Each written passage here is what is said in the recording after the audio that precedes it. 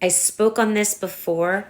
I was gifted the vision of seeing the past lives I have already had with my twin flame, which have already all taken place in this lifetime, this current 3D reality where I'm speaking to you right now. It wasn't some life in 1856 in France. It was also not the same actual human meat suit existence of my twin flame. It was essence of his energy in particular people in my life, and the pattern and synchronicity that repeated for me was his name. Not just his name, the relationship pattern. And each of the individuals that I dated with his same name, there were 5 of them total in my lifetime, including him, the actual twin to my meat suit, the actual physical twin. Each individual housed a different harnessing of his energy.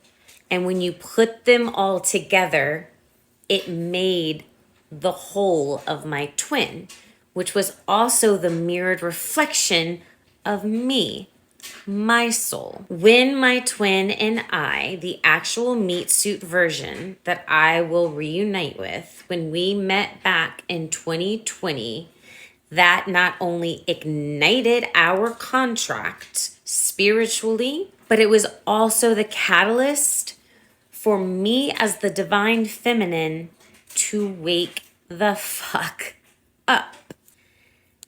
My twin was all of those past relationships, but not the best parts of them, even though I got glimpses of that. That's what keeps the divine feminine hanging on, the breadcrumbing. And unfortunately, by the time your twin flame meets for your catalyst moment, the divine feminine is in an anxious attachment energy. The divine masculine is in an avoidant energy. These are shaped due to childhood trauma, generational trauma, religious trauma, sexual trauma, and the freaking societal trauma that we have been raised in. The divine feminine's job is now to take the blueprint that was always housed in the masculine. Remember, Jesus came to earth balanced already with his divine femininity and masculinity within. He held the blueprint, taught it to Mary, right? So even though the divine masculine has no idea he's holding the blueprint, the feminine starts to see it. She's also realizing, I'm being treated like shit. What is going on here? And why do I keep going back for it? She's recognizing the patterns. Finally, one day, something in her is going to snap, and it's typically going to be in the separation period. Because the separation period isn't quite no contact yet. The divine masculine is going to run. Mine ran states away, but typically there is a physical distance. The physical distance is there because if they were in fact in the same town, they would not be able to stay away from each other. So when a twin flame dynamic goes into separation and your masculine runs for his life because everything in him is screaming, this is too good to be true, I'm not good enough for this, all of the lack mindset that's feeding his ego, shutting down his intuition and listening to the fact that his heart is saying, no, it's her, not that one. But off he goes into the worst toxic karmic relationship he could possibly get into because his lesson is to go through what he put the divine feminine through in his twin flame dynamic tenfold, on top of obsessively thinking about his divine feminine and constantly comparing and contrasting while he's in this toxic karmic relationship, learning his lesson. Not only that, But the toxic karmic in that relationship is going to also be obsessed with the divine feminine because she wants to be her so bad. She wants to destiny swap with her. She wants to pretend she is her and that she can do it better. When in reality, she is causing walking, living hell for the divine masculine because the karmic is operating in darkness, not light.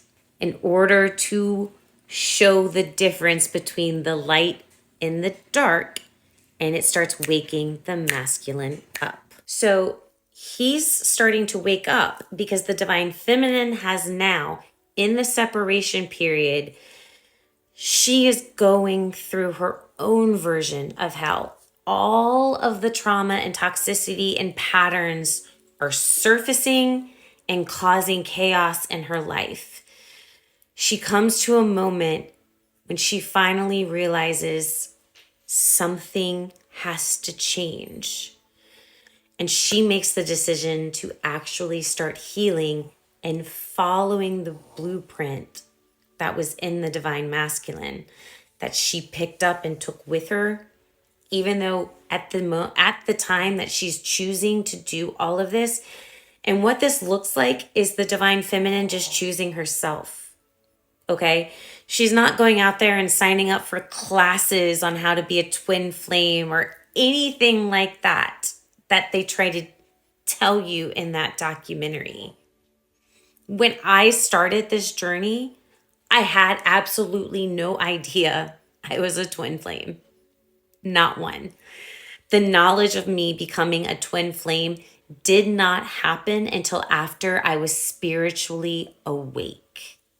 You do not have a spiritual awakening to the caliber of knowing if you're a twin flame or not until you are through some of the most traumatic parts of your healing journey. So the more the divine feminine chooses herself, the closer she is to her healing, the more she's becoming self-aware of her self-worth.